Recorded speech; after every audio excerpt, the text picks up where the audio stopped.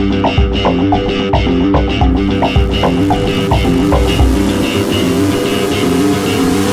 llegar a dónde estamos hoy en materia de alimentación, en materia de semillas, yo creo que tenemos que ir un poquito para atrás primero a lo que fue la Revolución Verde, los años 50, y a dónde nos llevó aquello, cuando se impuso el uso de maquinaria, cuando en el campo empezaron a llegar las semillas híbridas, cuando se empezó a cultivar con un uso de plaguicidas y de agrotóxicos en general, de fertilizantes. Entonces todo cambió en el campo. Y después tenemos que tomar en cuenta que entre los 60 y los 80 son los años de plomo en América Latina, o sea, los años de dictadura. Entonces, algunos avances que puede haber tenido el movimiento campesino, por ejemplo, y los pueblos en general, se vieron cercenados, aniquilados por la represión. Entonces, esto marca otro momento en el campo y en lo que es también cómo se cultiva la tierra, porque empieza a irse la gente del campo. Después llegamos a los años 90 y ahí podríamos centrarnos en que viene lo que llaman ellos la segunda revolución verde. Aparecen los cultivos transgénicos. En Chile en los 90 se empiezan a cultivar en semilleros de exportación y en los otros países entran como de contrabando y empiezan las primeras leyes de bioseguridad. Es otro tremendo cambio en el campo y también significa un uso intensivo de plaguicidas altamente peligrosos, decimos hoy. Eso significa también que aparecen las primeras leyes sobre semillas, porque antes, digamos, había normativas, pero leyes específicas sobre semillas aparecen ya en esta época, a fines de los 80 y comienzos de los 90, que empiezan a mirar la semilla como una mercancía. ¿Por qué ocurre esto también? Porque en esta misma época se inicia lo que es la organización de los que están trabajando en laboratorio la semilla para manipularla, y estos se unen, son los obtentores, que es llamado así, ¿no? Los que hacen el registro de semillas que han anteriormente modificado en laboratorio. Ellos forman la Unión Internacional de Protección de Semillas, la UPOV, y esta unión se empieza a propagandear en todos los países. La FAO adopta también este tema del mejoramiento de las semillas como la gran solución al tema del hambre, le da mucho apoyo a esto y también le da apoyo a los transgénicos. Hay que meter eso en este desarrollo de la historia de cómo llegamos a lo que estamos hoy. Y de esta manera en el campo se empieza a cambiar nuevamente la forma de cultivo. Vienen los grandes monocultivos en ciertos países de América Latina, donde se expandieron los cultivos transgénicos, como Brasil, como Paraguay, como la Argentina, y en otros países como en Chile, los cultivos, los semilleros de exportación, en fin, cada uno a su manera, pero en general sigue cambiando el campo, sigue yéndose la gente del campo aumenta la migración campo-ciudad porque no es atractivo lo que pasa en el campo.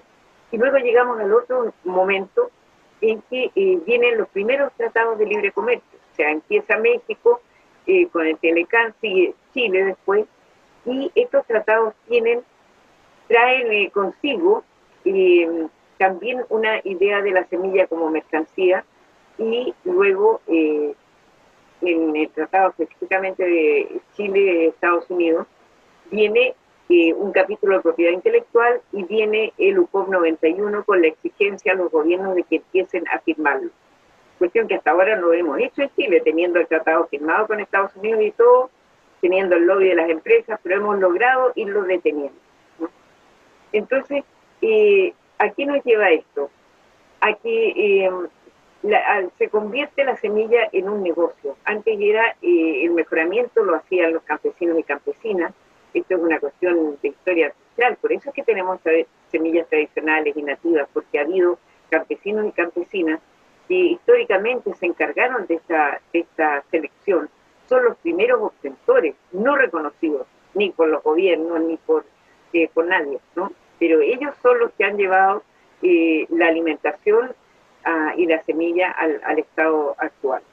en torno a la semilla como mercancía y en torno a esta manera de cultivar la tierra con monocultivos, con agrotóxicos, y empiezan a prosperar tremendas corporaciones transnacionales y que entran en procesos además acelerados de fusiones, y hoy día estamos en un momento intensivo de concentración y de monopolio de la semilla industrial, en el cual están dominando el campo 4 grandes corporaciones.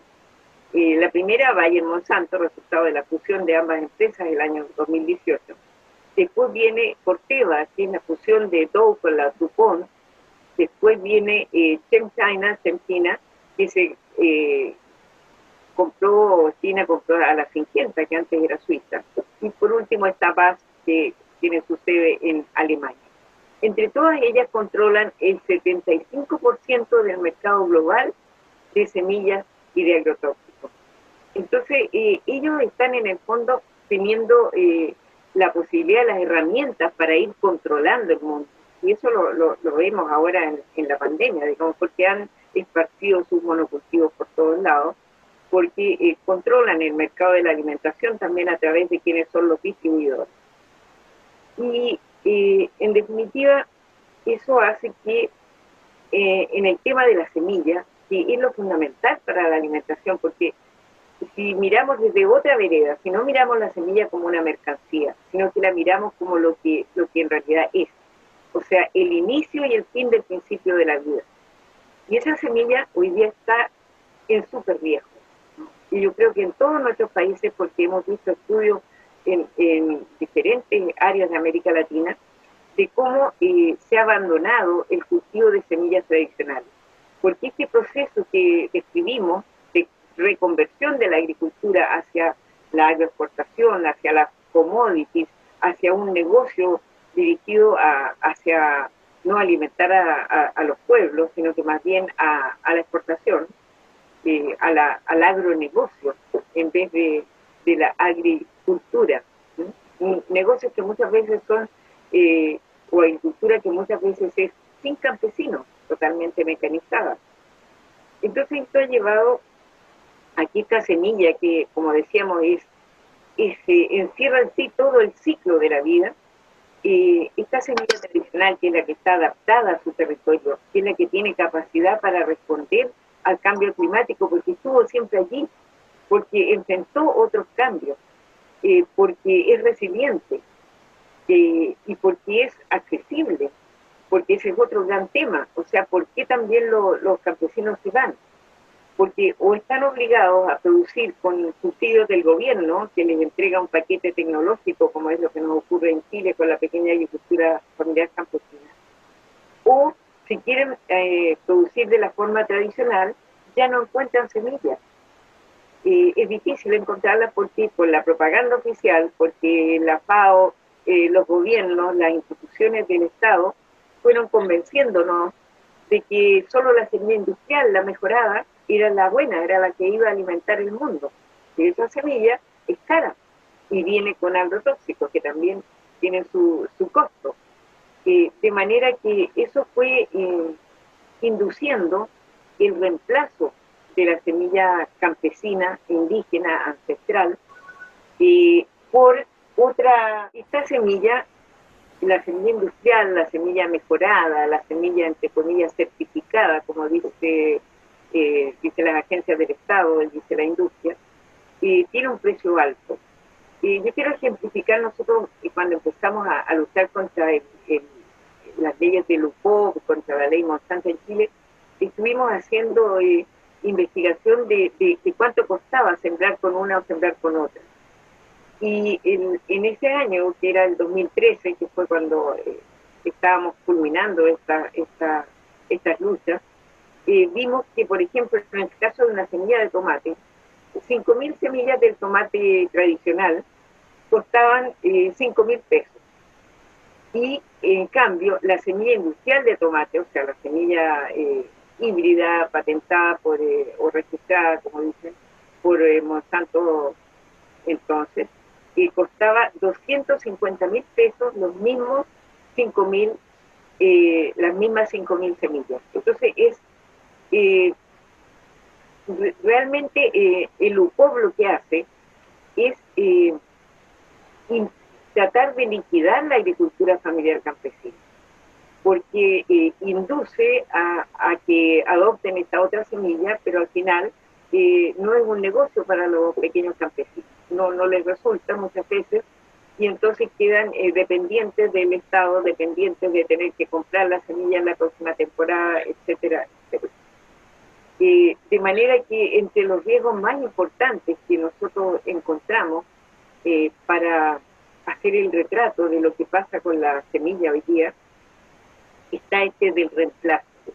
El reemplazo de la semilla campesina, de esta semilla resiliente, de esta semilla que hoy nos puede contribuir a dar una respuesta para poder hacer esta reconversión hacia la agroecología, enfrenta un riesgo en realidad en muchos territorios de extinción, porque se perdió nomás, no se sembró más, y solamente en partes más remotas, donde no accedían a las agencias del Estado, etcétera, las mujeres, las guardadoras de semillas, siguen conservando, y en el último tiempo sí se ha ido revalorizando también el oficio de las guardadoras de semillas.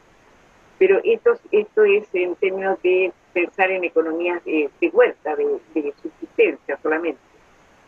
De manera que el reemplazo es un riesgo para la semilla, y esto tiene que ver con qué proponemos después como políticas públicas o hacia dónde deberíamos encaminarnos, ¿no? Otro riesgo es el planteado por el uso de estos plaguicidas altamente peligrosos que se usan en la agricultura convencional, ya sea monocultivos de exportación o también para consumo interno, pero el uso intensivo de plaguicidas tiene también un efecto en los suelos y afecta al rendimiento de la semilla posterior. Otro punto que es imposible no tocar es el tema de los transgénicos y el riesgo que presentan de contaminación en cultivos que estén cerca de donde hay transgénicos y que sean sexualmente compatibles con los transgénicos que estén monocultivándose en ciertos espacios y territorios. Eso ya está comprobado en Brasil, en Chile, en México. También se ha visto en el caso del maíz, como la semilla nativa, muchas veces de maíz, por ejemplo, se ha contaminado con los cultivos transgénicos que están en curso.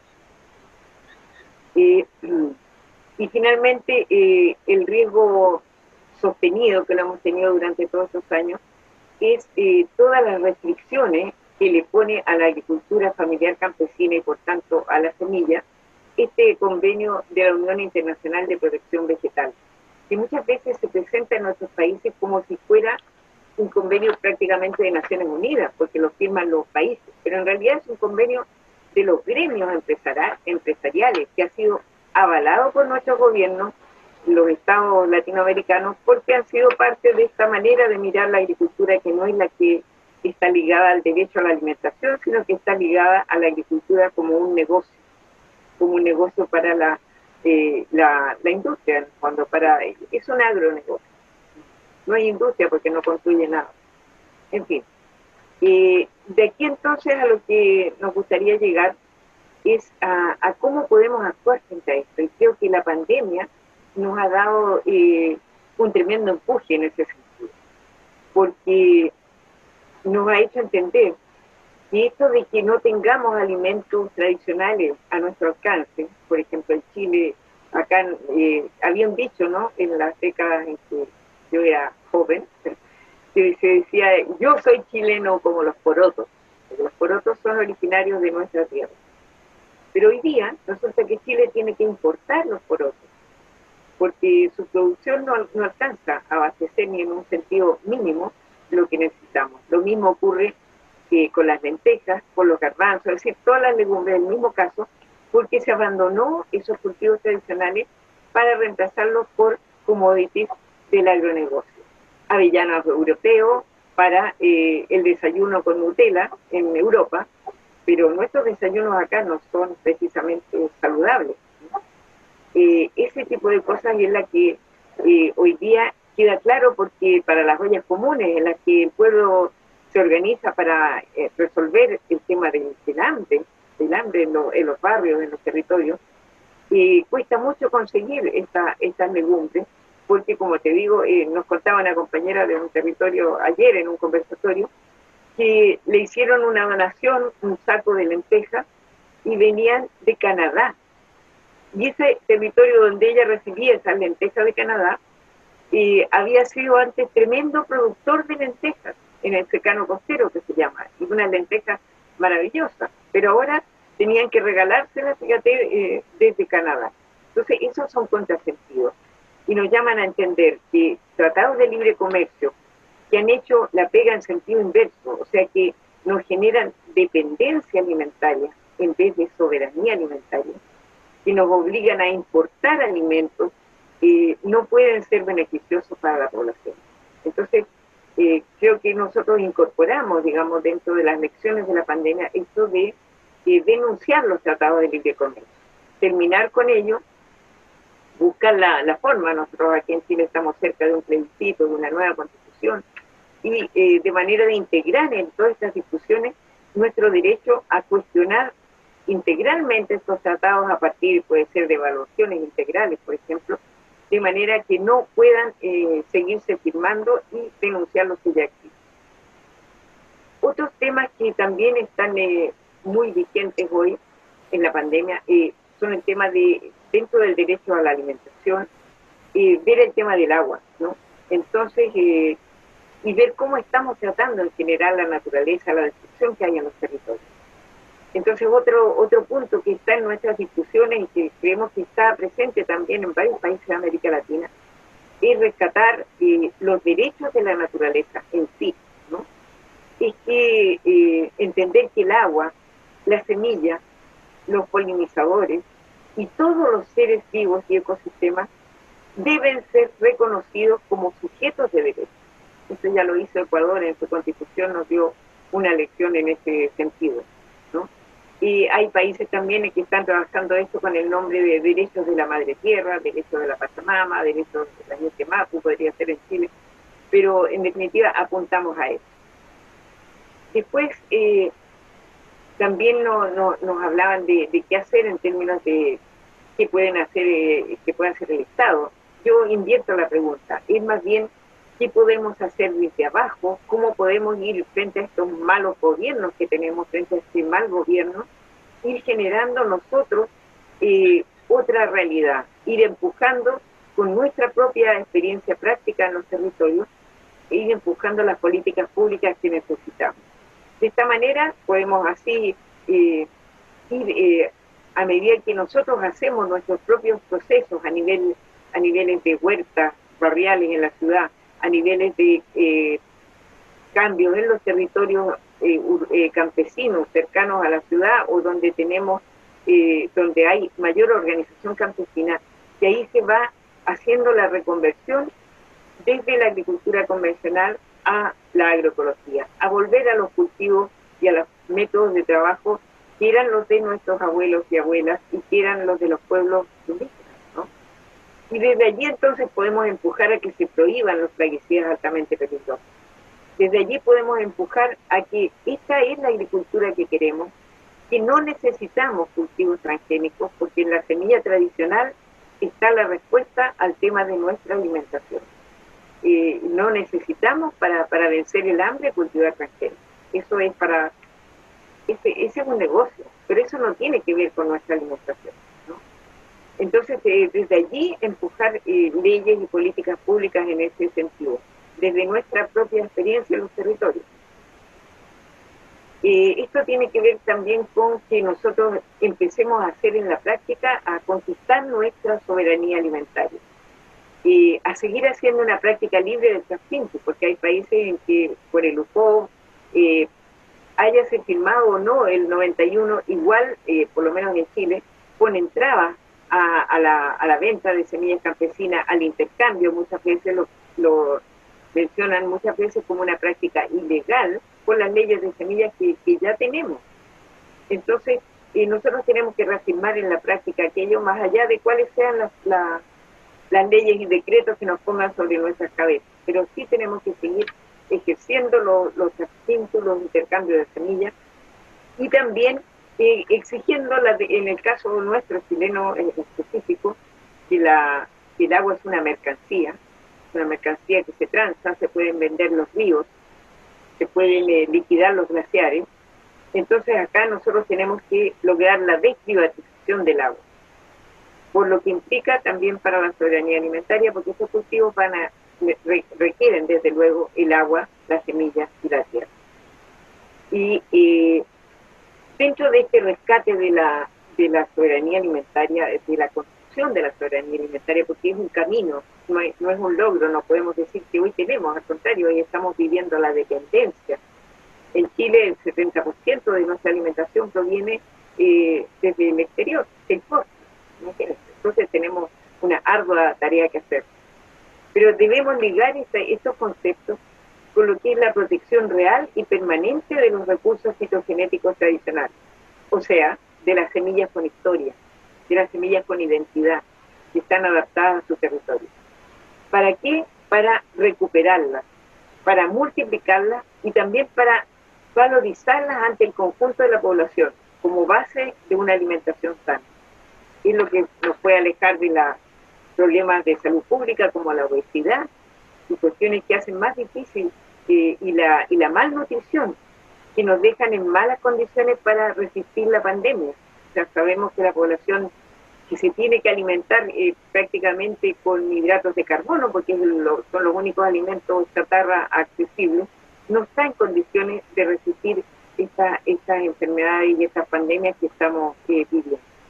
Pero en cambio, si tuviéramos acceso y sigamos construyendo una alimentación sana y desmitificando lo que significan los alimentos procesados y todos estos alimentos que importamos, ahí sí podemos avanzar también a tener soberanía sanitaria, o sea, a ser nosotros los que cultivemos nuestro sistema inmunológico de defensa contra las pandemias, cualquiera que venga ahora o en el futuro, sobre la base de estar realmente nutridos con alimentos y no con chatarra. En este plano nosotros creemos importante que se realicen catastros de semillas tradicionales por regiones. ¿Con qué fin? No de ir a registrarlo, que es lo que nos ofrece la industria, que es lo que nos ofrece las instituciones estatales. Sí, recuperen, pero para registrar, no.